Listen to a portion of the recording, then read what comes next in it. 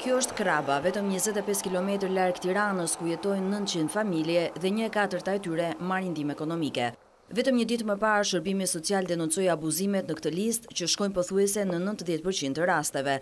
Persona me pronë, makina apo të punësuar marrin pagesën mujore prej vitesh, duke i shkaktuar buxhetit të shtetit një dëm prej 7 milion lekë të rinj. Por dëmi nuk është vetëm për xhepat e shtetit. Në skemën e ndihmës ekonomike në komunën Krap ka edhe familje të cilat vërtet janë në varfëri ekstreme. Një prej tyre është familja Misku, por ajo merr çerekun e pagesës që mund të merrte nga ndihma ekonomike për shkak të abuzimeve të kësaj liste. Jetojnë veti 5 në këto dy dhoma. Kryefamiljari përpiqet të gjejë punë të vogla, si për shembull qepja e këpucëve për të shtuar të ardhurat e familjes. Kanë ardhur nga Shëngjergji vite më parë, por nuk i kanë ikur dot varfërisë. Ndaj 5 frym mbahen me 2700 lekë të rinj në muaj, edhe pse u takon të marrin pagesën maksimale 8000 lekë. Sa të ka shkuar borxhi ty? Që me 100.000 lekë ka shku për të shku më. Për sa kohë e ke këtë 100.000 lekë? Për rimuj, për të vesh, më shumë kanë dhënë robe. Me të fisim. Një kom shkollë, ka dy kom kopësh. Ka 2-3 lekë të unë të mjesë. Sa ta s'din jo. Ke sketi? Në patinë e Shërbimit Social Shtetëror ishin përfshirë edhe kryetari dhe disa nga anëtarët e Këshillit Bashkiak të Krabës.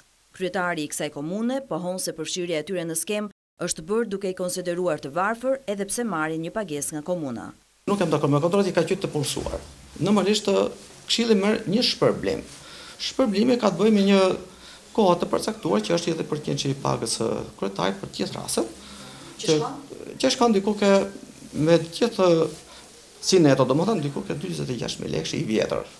Ndërsa drejtoria e Shërbimit Social për rajonin e Tiranës deklaron se kjo është e kundralishme.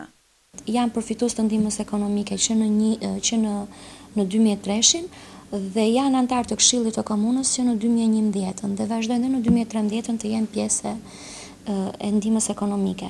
Kjo situatë, pra anëtarët e Këshillit, 4 familjet e anëtarëve të Këshillit të Komunës bashkë me kryetarin e Këshillit të Komunës i kanë shkaktuar shtetit një efekt financiar, pra një dëm ekonomik për 153.744 lekë të reja.